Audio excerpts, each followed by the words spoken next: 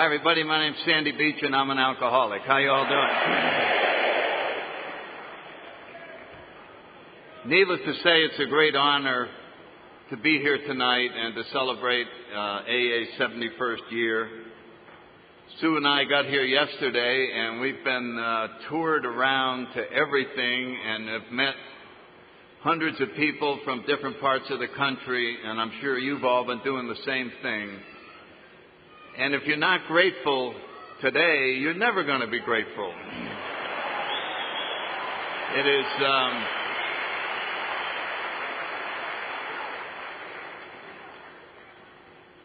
I was thinking about how big AA is, how many countries it's in.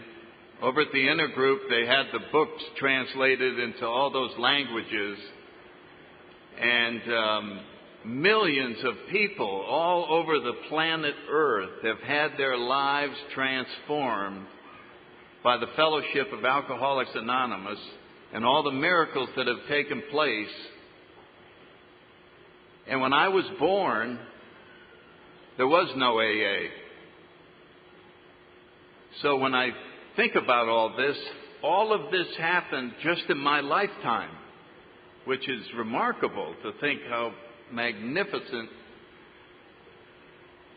The year I was born, Roland Hazard was going over to see Dr. Young in Switzerland. And when I was 1 year old, Ebby Thatcher got sober. When I was 2 years old, Bill Wilson got sober. When I was 8 years old, the Big Book got written. And when I was 19 years old, Dr. Jelnick was doing a study about alcoholism at Yale University, and I may have been one of his subjects.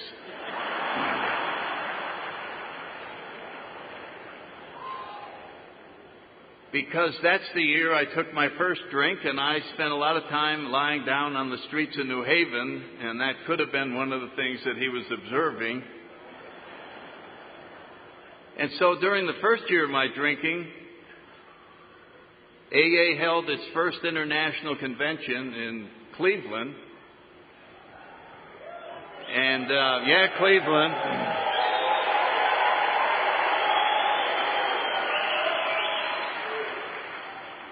And the sobriety countdown was a lot faster because when they got to 15, it was over.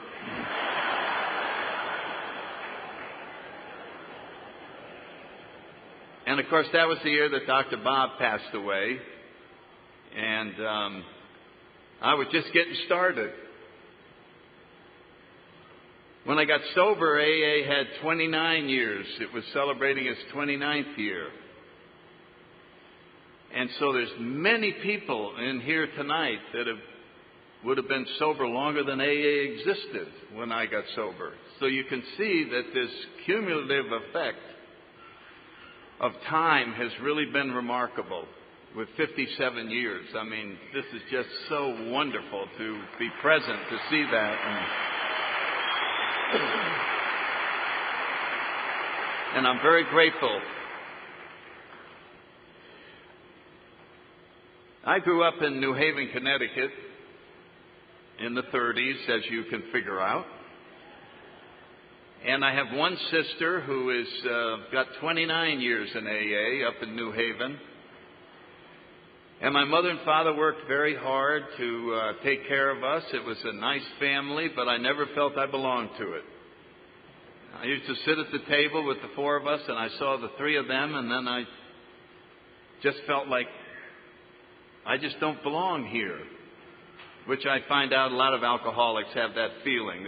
Something's missing, and they just don't belong. And my mother was a member of the Catholic Church, and my father converted. And we were sent down to see the nuns and the Latin and the incense and the priests and the ceremony. And my sister thought it was the most wonderful, friendly place in the world. I thought it was a Nazi boot camp. So you can see it is a question of perception as opposed to what really happened. And somewhere at about 9 years of age, I think I had my first spiritual insight. I was sitting in the church, staring at the crucifix, which was about 20 feet high, hanging from the ceiling. And it was as if the crucifix spoke to me, and it said, "Little boy, do you see this crucifix?" I said, "Yeah, I can't miss it." Well, this is what God did to His only Son that He loved.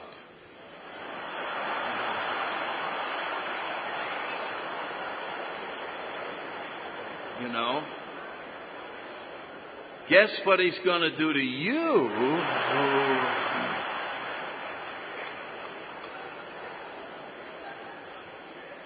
So all on my own, I created a very scary God. Now, it's very important to understand that. All on my own.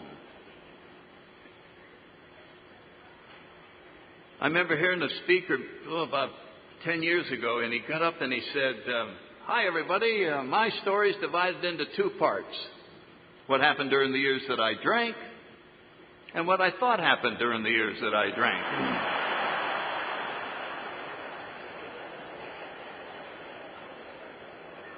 And I think I can make that same statement about my childhood. My childhood is divided into two parts. What happened when I was a child and what I thought happened when I was a child. And so you can see that that was the beginning of some very frightening old ideas that I was putting together as I sat in that church, making them up in my head. That's what I thought I saw in that church. And so when Bill writes, "Old ideas availed us nothing," that's what he's talking about. It's all these ideas that I put together that constituted my story. And if you listen to my talks when I was maybe 5 or 10 years sober, I had a much worse childhood than I do now. Now figure that one out. As time went on, I came to see things differently, and I actually had a darn nice childhood. And this is one of the powers of spirituality, is the power to see that the problems we think we have really aren't much. It's the power to see that everything already is all right. But there's no way of knowing that when you're little and you're putting together these scary ideas about everything. And so there I sat, not belonging, and living in the universe with a very frightening something or other that was going to get me later on. In the meantime, enjoy life. Well, I was a pretty good student and a good little athlete, and so I made it through grammar school. My father put me in a little prep school that fed right into Yale University, and I was doing well. I was very confused about life, but I wouldn't admit it. Didn't want to tell anyone that I didn't know what was going on. That was the important thing. "Hey, what's going on?" "Oh, I know. Don't worry. I know. I'm very cool. I know all that." And so I learned a lot of secrets about life off of bathroom walls. Some of the great philosophers will give little hints in there, and you're sitting there reading, you go, "Wow, that's kind of scary, but I guess it must be true." And so I ended up with all sorts of ideas in my head, but I hadn't had a drink. I was trying to really be a good student. I ended up down in New Haven. It was the hometown college, and people came from all over the country. And as they arrived, I had actually worked in construction. I was working on some of those buildings. I'd be wearing dungarees and then going to class and, a typical townie. And I started watching all these guys that came in, and they all seemed rich. They all had convertibles. They all knew what was going on. And I suddenly realized I'm in the wrong place. I do not belong here. And I had this fear that the dean of freshmen was going to call us all out into the old campus one day, and he was going to say, "Gentlemen, we have discovered an imposter in our midst, and he's right over there." And they were going to point to me and take me out of there. So you can see this is how comfortable I was inside. My roommates are telling me, "You're in college, you ought to be drinking." And I'm going, "No, not yet, not yet. I'm going to hold out." And I went to a social event where the only thing I had to do was to meet other people, 25 or 30 guys. I went in the room. I started over to introduce myself, and I got stopped short by the people's eyes. You know how you can tell what people are thinking by looking at their eyes? And I looked at their eyes, and these four guys that I was going over towards said to me with their eyes, "Don't you come over here. We don't want to know you. We already have enough friends. Go away." And I remember going, "All right, I don't want to upset you. I'll go over and talk to these guys," who then turned and said worse things with their eyes. And I never met anyone because everyone's eyes told me they didn't want to know me and I didn't belong there. So I went back, and there was a bartender in this room. They had set up a little table with some few bottles of whiskey, and I said, "Well, maybe my roommates are right. I ought to feel good. The alcohol is supposed to be wonderful." So I went over and ordered something. I stood there talking to the bartender. Nothing happened. I had another one. Nothing happened. I was starting to think that alcohol didn't really work. And I got halfway through the third one and put it down. I think I was thinking of leaving when I turned around and looked back at that room, and there were 30 of the friendliest guys I have ever seen. Everybody's eyes were looking at me, and they were saying, "We would give anything to know you." Really? Oh, yeah. God, we wish that you were our friend. Really? And I started walking over to the first group, and as I got a little bit closer, I suddenly felt like they would be lucky to know me. And I just walked into another world. This was a wonderful, loving, friendly world. I was part of it, and everybody liked me. And I remember saying to myself, "You should have started drinking in grammar school. This is remarkable." And so I talked and talked and talked, and everybody left. I had something to say about everything, and I had the feeling that the real me, the creative, comfortable, happy guy, had been trapped inside by all that anxiety and all that pressure, and I was finally me for the first time in my life. And I just loved it. Now, if 3 drinks did that, I said to myself, I wonder what 20 could do. And we all know what that's like the first time you overserve yourself. And however many I had, I ended up back in the dorm, and just vomiting and lying by the toilet and sleeping on the cold marble tile floor and throwing up and all of that all night. And I sat on the bed the next morning, felt like an axe was in the back of my head. And the thought occurred to me, "Are you going to drink again tonight?" And I'll tell you, it was less than a second. He said, "You're darn right I am." I said, "This axe in the back of my head and vomiting for 10 hours is a small price to pay for what I had last night." So, social drinkers do not have that type of conversation with themselves. They'll be glad to vomit for 10 hours to have another drink. But that's what makes me an alcoholic. The fact that alcohol did something transforming to me and made the world a wonderful place to live. That's why I drank. because it fixed the problems that I already had. I didn't know any of that. I thought I was just partying like the rest of the guys. And so, as the years unfolded at school, I started getting arrested. I lost any ability to get high grades, no more athletics, and I just drank. I made it through the school, probably graduating by a .001, and the Korean War was going on, the draft, and you had to join the military. And so a group of guys were drinking beer, and they said, "Let's join the Marine Corps." I said, "Let's go."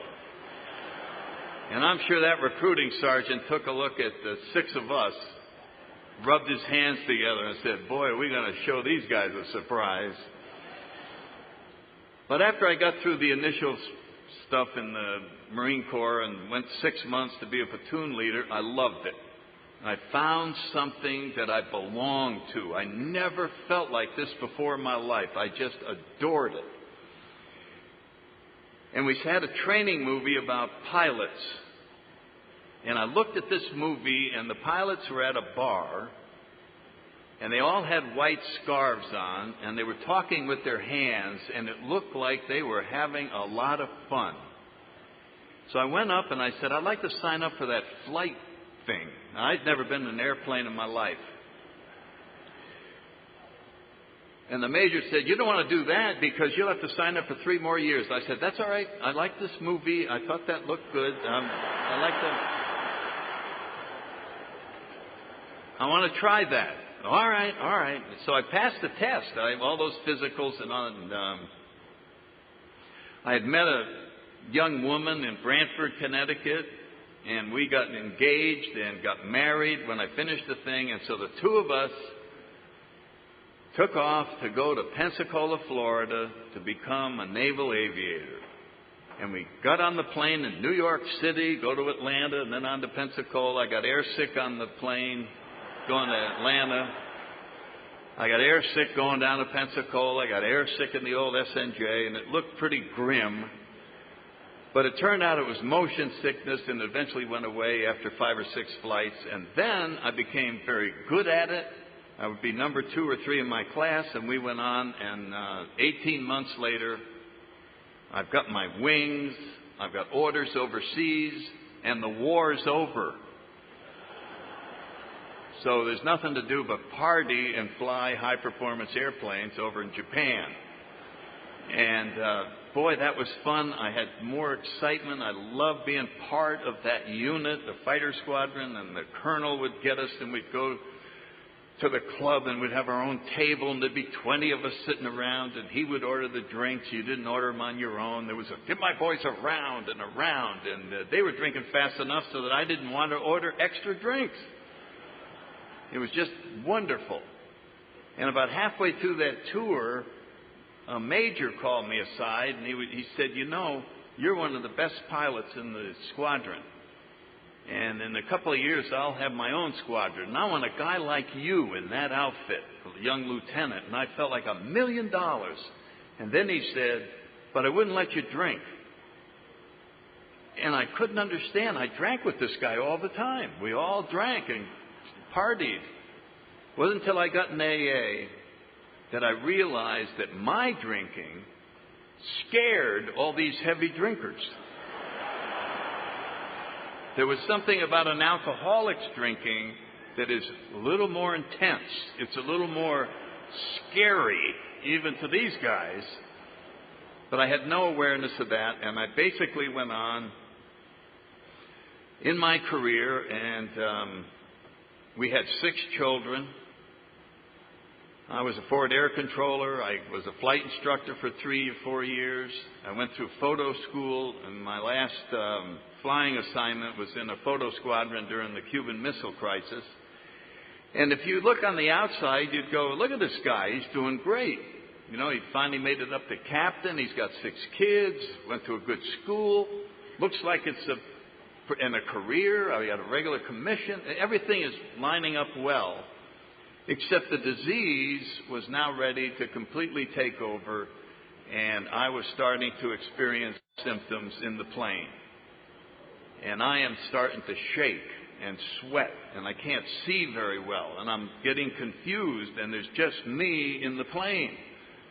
And so I'm going, God, this is really scary to fly with me. But there was nowhere to go. I kept that up for about a year. And it just kept getting worse and worse, a lot of close calls, and I finally went to the doctor. And I said, I'm having these symptoms in the planes. Like what? And when I told him, oh, thanks.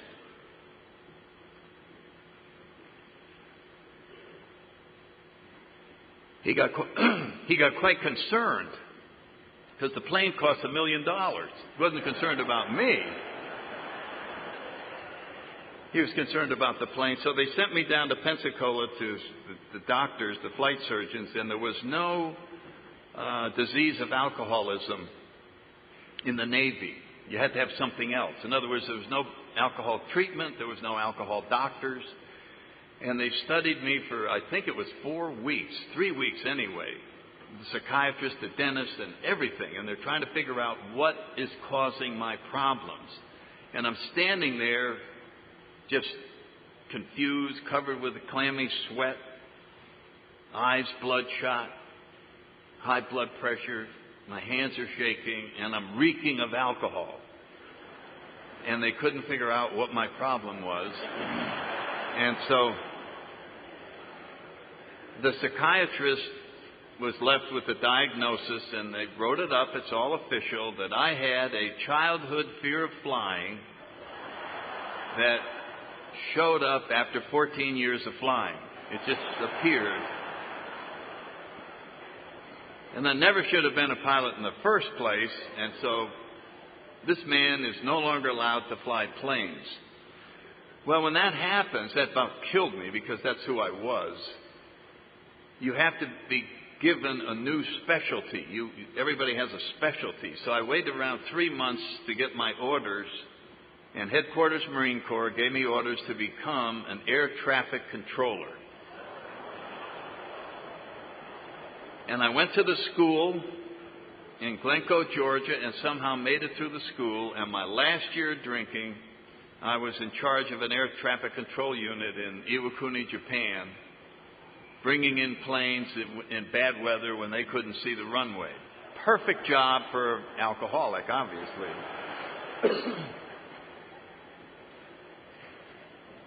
Fortunately, the senior enlisted men in that unit saw me when I checked in. Captain, good to have you here. Here's your tent. Put your bicycle over there, blah, blah, blah. Sir, we'd really appreciate it if you personally never talked to an airplane.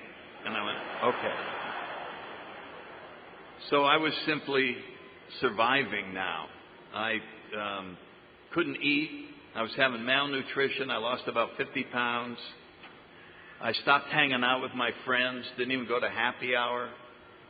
I drank vodka and juice. I was trying to get nutrition from juice and soup and that kind of stuff. And I was really starting to freak out and see things. And one of the interesting things is, when I've been sober about 15 years in Washington, D.C., I ran into some of my fellow officers from that squadron. And they came to a couple AA meetings, and they were so excited that AA had saved their friend. And we sat down talking, and they said to me one night, you know, Sandy, we knew you were dying, but there wasn't anything we could do for you. Now, you think about that statement. Anybody that knows the Marine Corps doesn't leave their dead. They go back and get them, even if it takes 2 more lives. I mean, that's what they do. And here's officers talking, we knew you were dying, there wasn't anything we could do. It shows you the power of the disease of alcoholism. That they're just standing there going, there's nothing that can be done, because no one knew about AA. Anyway, I came back to the United States, somehow made it partway through a school in Quantico, Virginia. I had a grand mal seizure. I bit my tongue. The ambulance came. They take me to the hospital. And I'm there about 5 or 6 days while they're trying to figure out what caused the seizure. It's still, there's no alcohol. And At that point, I went into the delirium tremens, the DTs, and I started seeing all these very scary things. The CIA was trying to break me mentally and lock me up forever with all these phony tests, and none of it was real, but it scared the heck out of me. And evidently I lost it, and I ran around the hospital screaming at people, and they grabbed me and put me in a straitjacket and locked me up for 6 months. So that was my story. And in the mental ward, there was no disease of alcoholism. There was 3 of us that were alcoholics, but there was no separation. We all were in with the rest of the crazy people who didn't like us. Because they thought it was not a legitimate mental illness. They would just look at, why don't you stop drinking? And I'd go, why don't I stop drinking? You think that's my problem? No wonder you're locked up in here. Jesus, what the hell's wrong with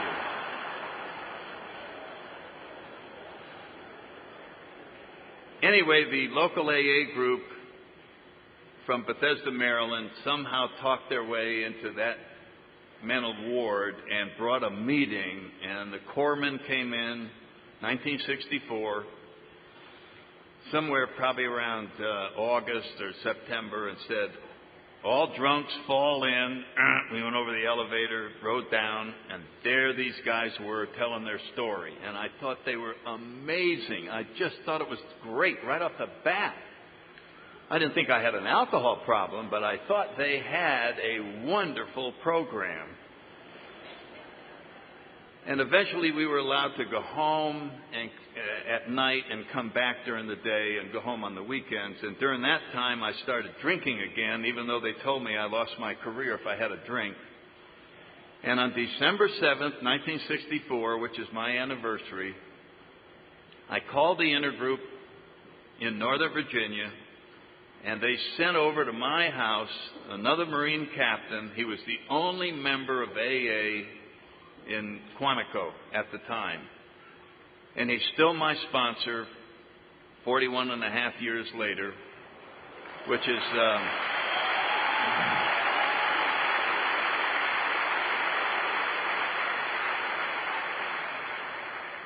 a wonderful thing. He's very ill, but he's still tough and mean, and one of the greatest guys in the world. Hi, Bill T. I love you, buddy. And he got me to my first meeting, and we went to a meeting just about every night. And he just pounded this stuff into me. And just by way of passing, if you don't get promoted to major in the military, then you have to leave. It's not a bad conduct discharge. So we both were eligible. You only have 2 tries at it. And the first year, neither one of us made it. The second year, he made it, and I didn't. So now I'm out with my 6 kids. All those years are wasted. I went to a meeting every night. I did everything I was told. And God saw fit to treat me that way, which at the time I considered unfair. I don't know if any of you keep track of whether things are fair or not, but some of us do. And I concluded that a guy who got sober and did everything he was told and worked the steps and made amends and went to a meeting every night should not get thrown out of the Marine Corps with his family. And people got tired of hearing about that at the meetings. Oh, here he comes again, Mr. Wine.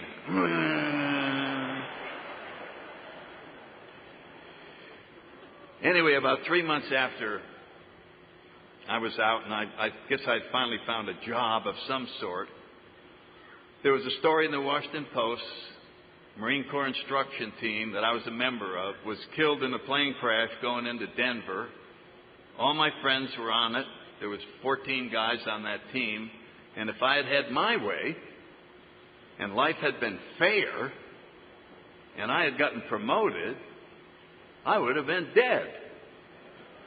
And I remember saying to myself, well, that changes things a little now that I look at that.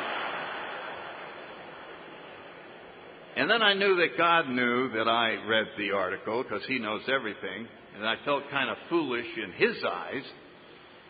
And I think I mumbled, well, if you just told me that was going to happen, I wouldn't have been complaining of this. So anyway, I went on. I tried several different jobs, and eventually I ended up in Washington with the credit union movement, which is a wonderful group of people to work for, and I became a lobbyist in Washington, had a career for 20 years, and eventually retired to Tampa, Florida, and I love it, and I go to meetings every day, and I travel around AA a lot. I'm sponsoring about 25 guys down in Tampa. We go through the steps, and then we just enjoy life. We try to find a way of... I talk to them, and I say, now, I'm not going to help you work through your problems at all.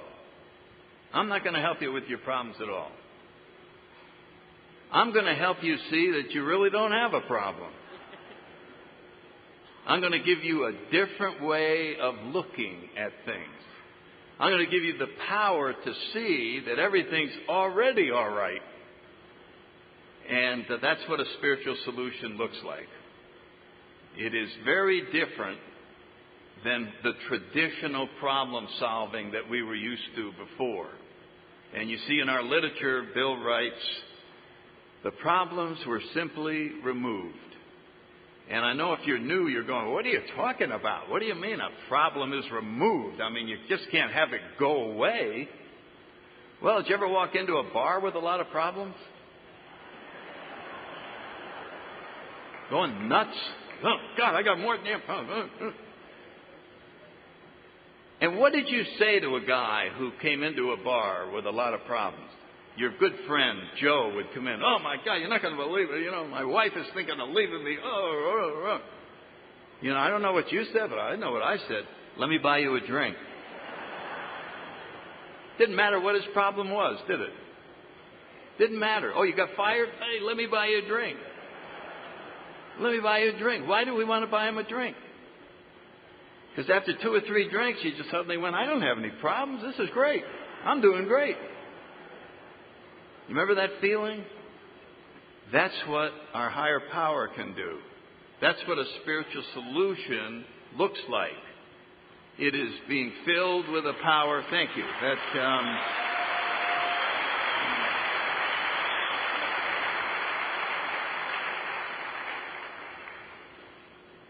It fills us with the ability to see that we're fine, that we have something that is taking care of us, something that was missing all the way back when I was little.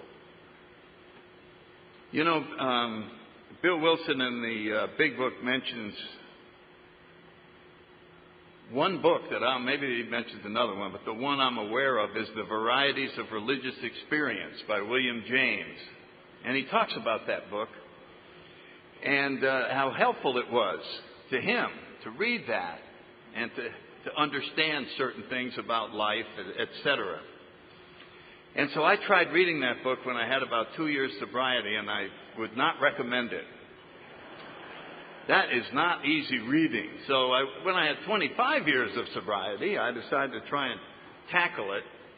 And it turns out that this man was a very brilliant philosopher and understood all kinds of things, and he became the father of American psychology. And being brilliant, he was asked by Edinburgh University in Scotland if he would come over and give a series of lectures on religion. And he said to himself, well, I don't know much about religion. That's going to be fun to go over there and give a series of lectures. So he started thinking about it and studying it, and I'm not going to go into all of the things that he talked about. But the thing of interest to Bill was his study of spiritual awakenings, which is what AA specializes in. It is the point of joining Alcoholics Anonymous, is to go through a process where we have this transformation and we personally feel the nearness of our own Creator in our own heart. And we recognize that God is doing for us what we could not do for ourselves.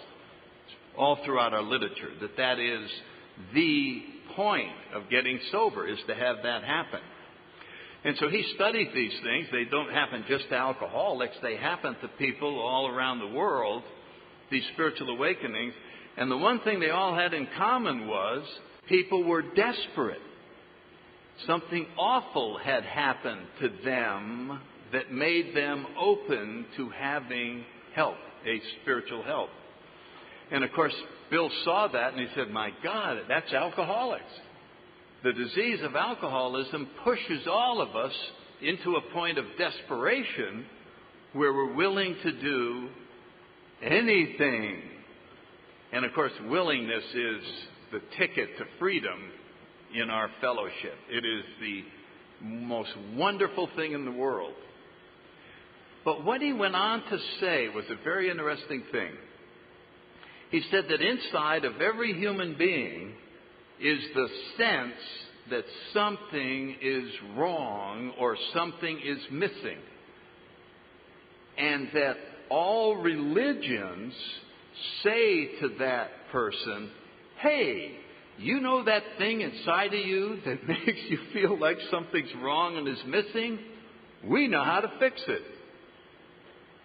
And that is what is attempted in any spiritual path, is to fix that feeling that there's, that we talk about the empty hole in our stomach, that there's something not quite right, that there is part of me that wants to live differently, but I can't. Bill writes about if a mere code of morals wasn't sufficient to get us by, we would have been fine. But we all had a way that we wanted to live, and we kept failing. We could not live up to our own standard. And it turns out that nobody can without help.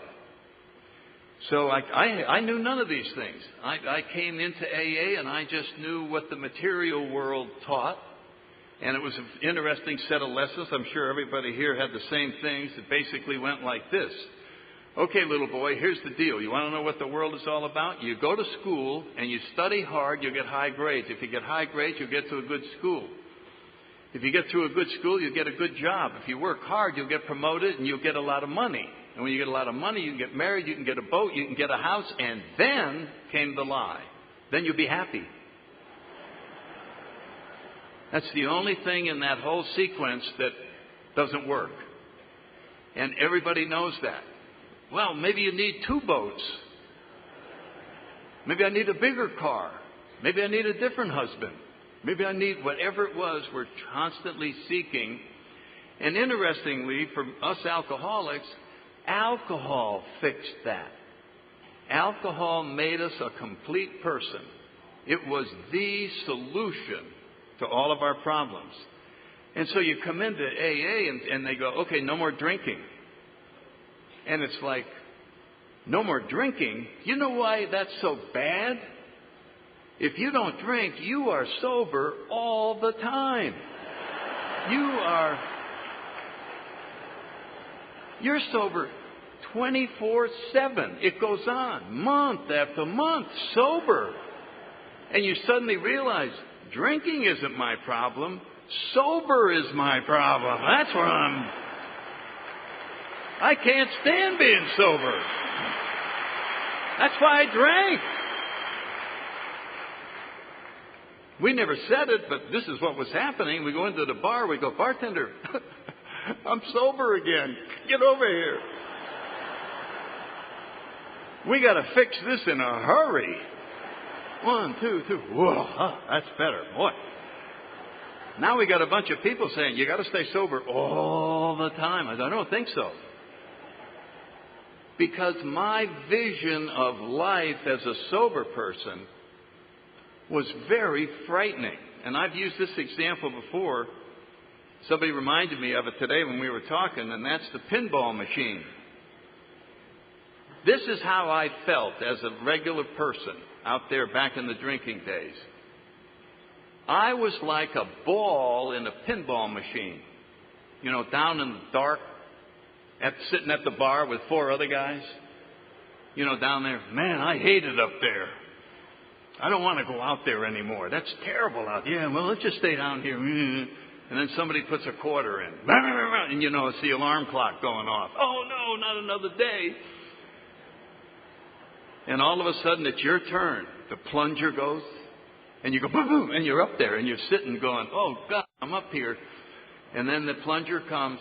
That's your wife pushing you out the door. And you're out there just going, what's going on? What's going on? Bam. And then you hit a bumper. Bam, bam, bam, bam. Oh, get it, get it. And all we're looking for is that little hole. That's all we want. That's our favorite bar. If I could just get back in there. If I could just back in there. Bam, bam, bam, bam. Boy, this is going on for, oh, there it is. Oh, I'm almost there. And then the flipper goes, boom, and you all the way to the top. Bam, bam, bam, bam. God damn. How long is this going to last? Finally, I'm in there. Oh, God, what a day I had. Give me a drink. Give me a drink. Oh. I'm just out there waiting for it to end so I can have a drink. That was how I felt. So now I'm coming into AA and you tell me, no more drinking. It's clear that I'm going to have something happen that makes me happy with not drinking, or it's not going to work. No one can stay sober and miserable for any extended period of time. It's impossible. And so it is. And so my sponsor said, Sandy, these 12 steps, they contain the answer to everything. All the problems you have, they're right here. They're all in the 12 steps. Now, not understanding spirituality, I looked at the steps like you could understand them from reading them. So I took them home and I'm just going, yeah, boy, it's all in here. It's all in here. And well, have you read them? Yeah, I'm reading them. After about 2 weeks, I said, Bill, I'm having a problem here. Which one is the money step? We're really broke. I got all these kids to feed, and that is my biggest problem, is money. I mean, that's what I need. It doesn't say anything about money. And then he said the most outrageous thing I've ever heard. He said, oh, if you have terrible anxiety over money, the program will show you how to lose the anxiety without getting any money. I said, Bill, I'm not sure I'm interested in that type of solution myself. I would prefer the regular one where they hand me the cash and all of that. And so he went on to explain that reading these steps doesn't help at all. You have to do them. You have to actually do them in order to see the results of them. Much like alcohol. What if when you were What if when you were 15 years old and you're at the high school dance and you're afraid to dance and somebody walked up and said, see this glass of whiskey? If you drink it, you'll go right out there and dance. You'll know how to dance. There's 10 dancing lessons right in this glass. Now you could have said, oh, how could there be 10 dancing lessons in that glass? You have to try it, pal. You remember trying it? Yeah, here I go. I'm out there. Now, what if you were the one guy who wouldn't drink it? And he's 50 years old now, and he's telling about when he was in high school, and those guys told him if he drank that there were dancing lessons in there. He'd be still laughing at it. You know what I mean? And the same thing with people who don't do the steps. They say to themselves, they wouldn't have worked anyway. But that's not true. So we end up taking a series of actions that we don't believe in. I looked at those and said, these aren't going to work. And Bill said, well, where else are you going to go? They work for all these other people. And I said, well, I don't believe in God. I have a problem with the higher power. I got all these things. The crucifix, it spoke to me, blah, blah, blah, blah, blah, and all that.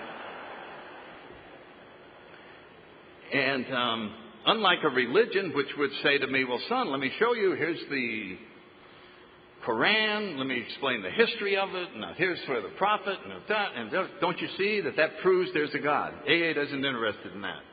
They do not attempt to prove the existence of God at all. What AA does is show you the need for God. The absolute need for God in your own life.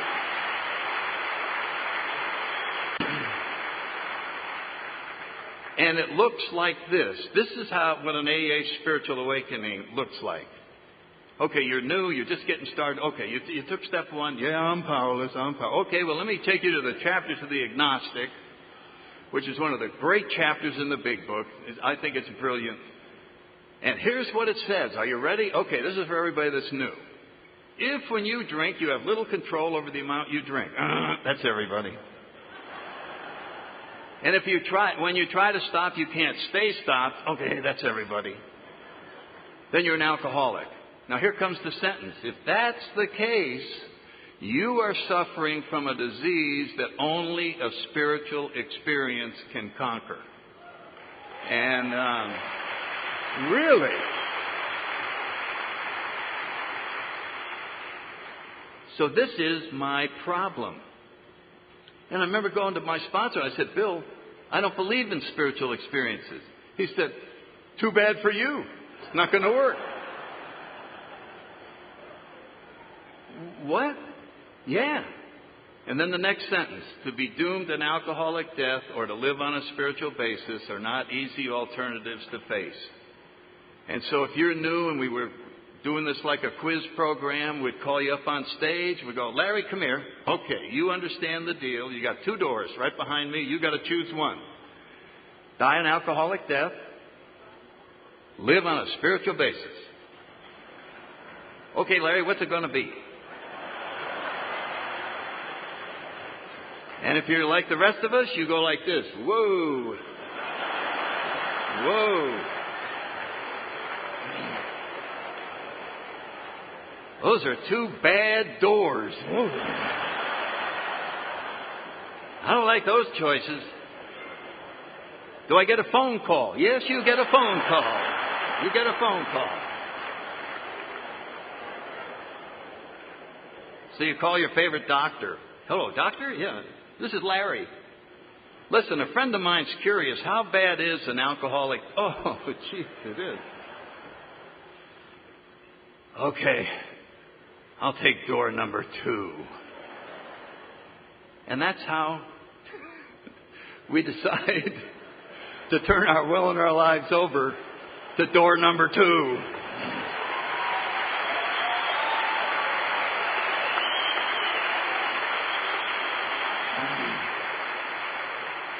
There's nowhere else to go. My sponsor said you can turn your life over to whatever will take it. Because we don't have to understand spirituality to try it. All we have to do is follow instructions. If there's anything that we do,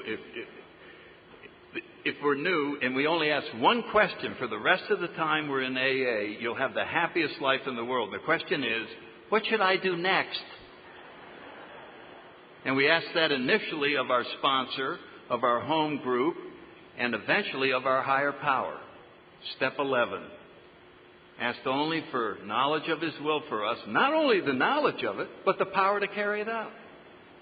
There's the entire deal. The only problem is God gets all the credit. And my ego doesn't like getting 0 credit. So I reserve a lot of my life for myself, handling it without His help. And that's the part that's all messed up. And maybe someday it'll get bad enough, I'll let Him help.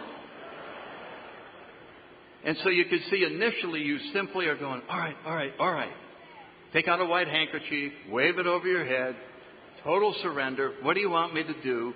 And your job from that day forward is just to evaluate the results that you get. And if you're like the rest of us, you're going to be amazed before you're halfway through. You are going to be amazed before you're halfway through.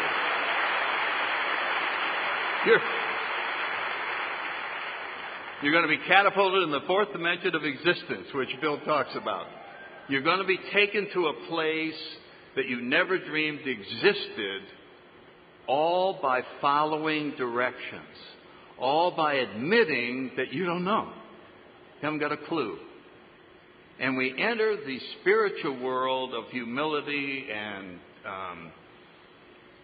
servant helping one another, and we end up being delighted with this. I was talking to somebody earlier. The highest pay grade in Alcoholics Anonymous is servant. You start out a big shot and you work your way all the way up to servant, which is as high as you can go. And you are much happier than you've ever been. And you can't take credit for anything. And you start talking in a different fashion. I don't know how it is for the gals, but for the guys, before we got here, if you took 6 guys and sat us around the table talking about our week, you would hear more exaggeration than you can imagine. Oh, yeah, I shot a 72 Monday. I closed 6 big deals. I'm getting a new car. What about you, Joe? Oh, I'm taking some night courses. I'm going to become a lawyer. I'm going to be a big shot. And what about you? Oh, I'm going to be... And we just go on and on. Now you come to AA. You get the same 6 guys sitting around the table. You know what it sounds like? How'd your week go, Larry? Oh, man, I really messed up on Wednesday. I lost my temper. Had to go back and make an amend. I really messed up. Not to be outdone, you think you messed up.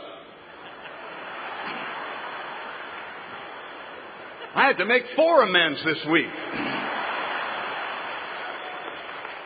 4 amends?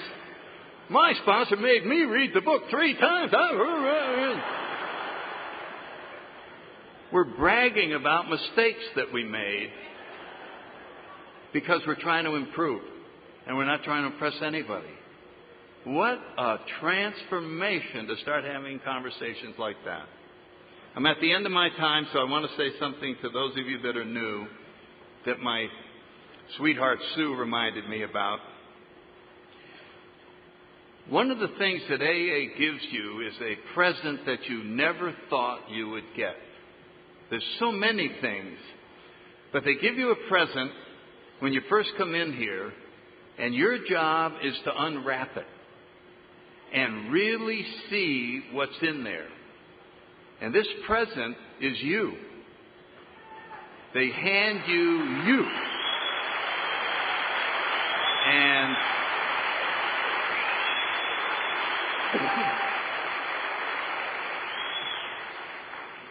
And generally, when we're new, the present isn't wrapped very good. Sometimes it has puke all over the wrapping. And it's pretty smelly. And it would lead one to conclude that it isn't worth opening. And that's where you're wrong. Because these steps are going to strip away everything that isn't you. The 12 steps are designed to remove all of those defects that aren't you.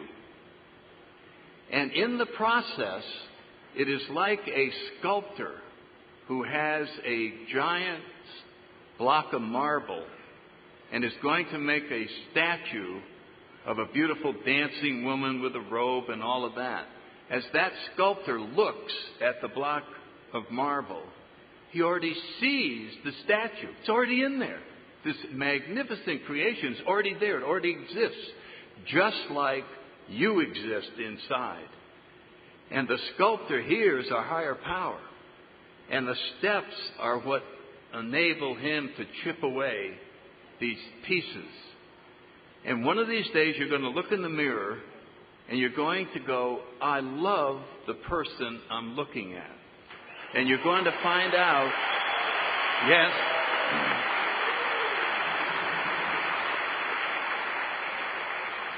you're going to find out that all you wanted to do was to love other people, not to be mean to them. That all you wanted to do was just be helpful, be part of this world, and you didn't know how to do it. You were trapped inside of old ideas, and that's not who you are.